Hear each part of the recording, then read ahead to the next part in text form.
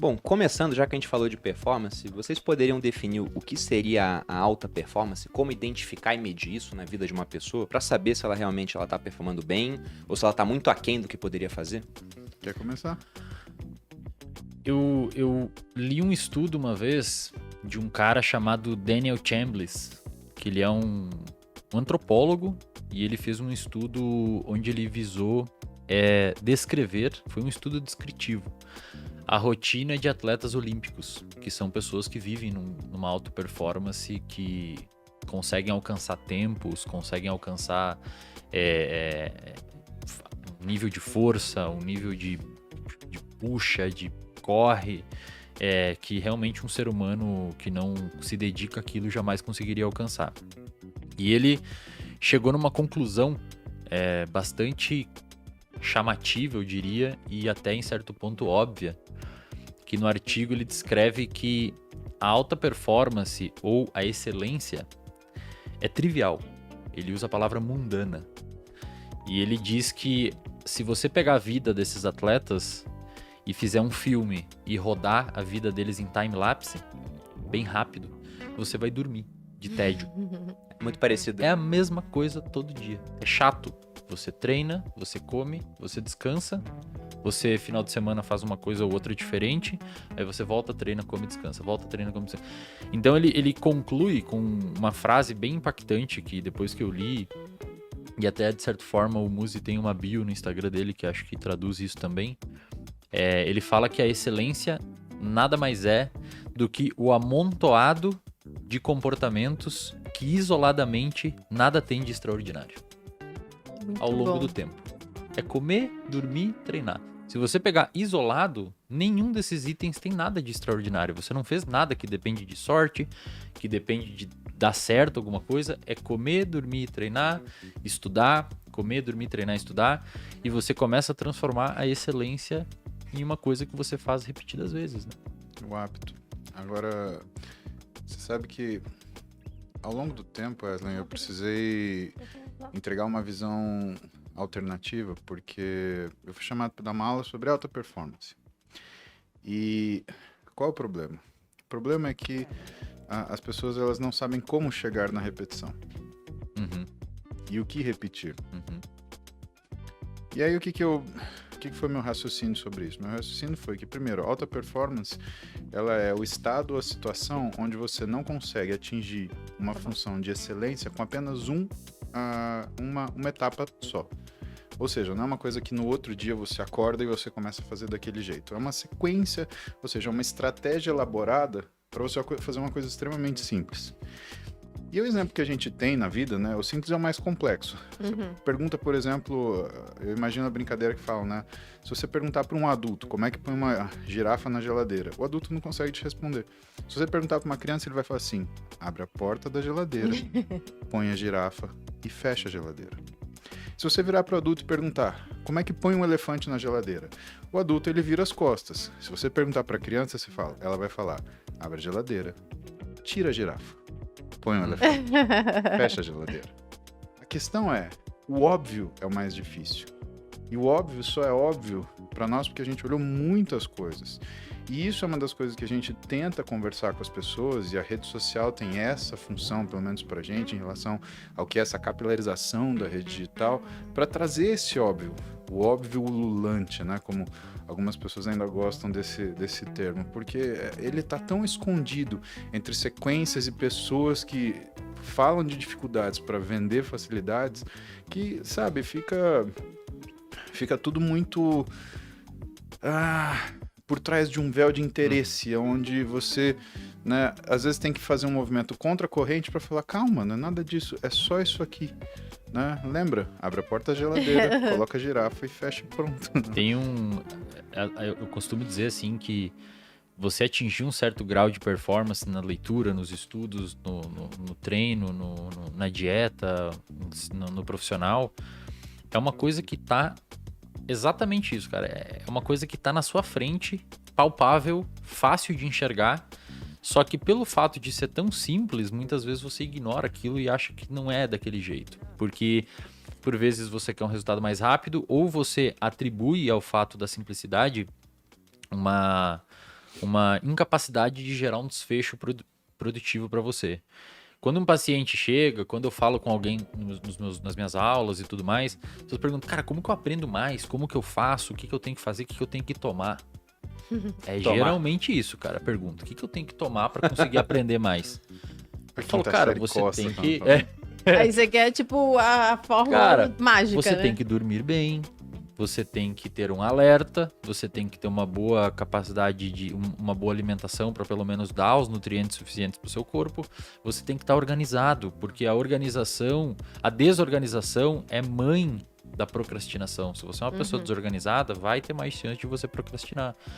Só que quando você fala isso para as pessoas elas têm uma tendência de achar que que elas já tentaram fazer aquilo e na verdade quando você for olhar elas não tentaram ou tentaram por 2, 3 dias e isso não é tentar, você nem deu tempo de conseguir que o seu corpo automatizasse alguma coisa ou outra. E as pessoas muitas vezes elas negligenciam o óbvio e tentam ir sempre para um lado mais elaborado, que acaba eventualmente caindo em psicoestimulantes, psicofármacos, estratégias mirabolantes de leituras de 200 páginas em 4 minutos, 5 minutos. Que pegar atalhos, né? Cara, não funciona, cara. Além Não de ser o funciona. oposto da performance, né? Porque a Exato. performance é você conseguir fazer e conseguir ter o resultado. Imagina o seguinte, performance é ter um carro que chega a 300 por hora. Se ele fizer curva, não é performance, é suicídio. Então, dentro daquilo que a gente reconhece como performance, não existe só o conceito do fazer, existe o conceito do ganhar o benefício fazendo isso. E o benefício proporcional, né? A gente pega, por exemplo, tem muitas pessoas que elas travam guerras pírricas diariamente, né? Lembrando pra galera, né? Por que a gente chama de guerra pírrica, né? Porque Pirro Céfiros foi um general que ele, para conseguir ganhar uma guerra, ele dizimou o exército dele, acabou com o exército dele. Então ele ganhou a guerra, mas ele acabou com o exército dele e ele ficou completamente indefeso depois disso. O que a gente vê as pessoas hoje? Para elas conseguirem fazer aquilo que elas acham que elas devem fazer, no intuito de obter aquilo que elas desejam, elas acabam com todos os seus recursos. Elas querem ficar acordadas 18 horas por dia. Elas querem como é que eu consigo sobreviver dormindo 4 horas por dia. Ora, a gente fez isso, mas em situações de extrema necessidade, não por vontade. E eu chamo a atenção para isso porque é um experimento muito simples. É você pegar o seu final de semana e ponderar o quanto você odeia segunda-feira. O quanto você odeia segunda-feira, ele está exatamente proporcional ao quanto você tem um final de semana desregulado. Ah, não, eu tenho aquela... A pessoa ela tem aquela agonia que aí sexta-feira tem que sair, tem que voltar às 3 da manhã para casa, aí faz um after, aí o pessoal vai embora às 10 da manhã, aí dorme o dia inteiro, aí sábado sai à meia-noite e volta para casa no meio-dia do dia seguinte. Lógico que você vai odiar segunda-feira, você tá acabado, né?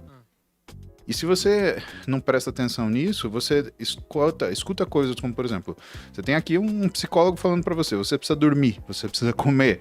Aliás, até porque isso daí vira gatilho para você ter situações ruins psiquicamente, né? E você fala, não, isso é besteira, eu preciso me divertir. Tá, mas quanto que você se acaba para você pseudo se divertir? Né? O quanto você se desgasta? E aí faz a ponderação, o quanto você se divertiu? Sabe, vira uma agonia, vira uma ação que na verdade, ansiosa, não é uma coisa saudável, né? E não que divertir-se seja saudável, mas a busca não ponderada da satisfação imediata e o prazer rápido, cara, sabe, a gente tem que parar e observar como é que essas coisas acontecem na nossa vida, senão a gente não vai ficar só com uma segunda-feira terrível, a gente vai ficar com uma vida terrível. E o problema é que esses comportamentos eu gosto de chamar isso de comportamento de soma zero. A pessoa ela faz tudo durante a semana e no final de semana ela volta pro ponto inicial e joga tudo fora o que conquistou no final de semana. Mas comportamento de geralmente soma zero. o que acontece quando o pessoal tá emagrecendo. Dieta, exato. Eles querem Exato. emagrecer, aí eles fazem tudo certo de segunda a quinta, porque sexta também já não dá, né? Aí recupera Exato. tudo sexta, Exato. sábado e domingo. E o sábado e o domingo, o nosso cérebro ele consegue criar associações temporais. Vira o fim de semana do lixo, por exemplo, de tanto fazer, seria isso? E você começa a sentir um craving por fazer aquilo, porque já passou tantos dias de você não estar fazendo. Seu cérebro acostumou com aquele tempo. E muitos desses comportamentos de jacar Ninguém tá falando pra você não ter episódios hedônicos de prazer, sair jantar com a sua família. Exato. Ninguém tá falando isso. A gente tá falando que existe um limite biológico que você não consegue negociar. É isso que o Muzi quis dizer. Você não pode... Perfeito. Se você passar aquele limite biológico, não adianta ficar putinho. Vai ficar com sono, vai ficar cansado, vai ficar meio deprimido, vai querer ter estratégias compensatórias. É inegociável. Você não dormir, você comer tudo errado, segunda-feira vai dar ruim. Aí muitas vezes a pessoa ela fica com raiva de não poder se divertir porque fica com ressaca e fica mal. Mas não é nem culpa sua, vai ser assim. Não interessa se você concorda ou não. E esses comportamentos, muitas vezes, eles são o que a gente chama na psicologia comportamental de comportamentos regidos por regras.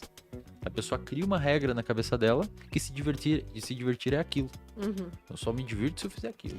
Agora, olha que louco, né? O pessoal tá sempre buscando alta performance. Eu imagino que quando a gente soltar esse vídeo, vai ser super buscado. As pessoas vão ouvir, vão prestar atenção e tudo mais.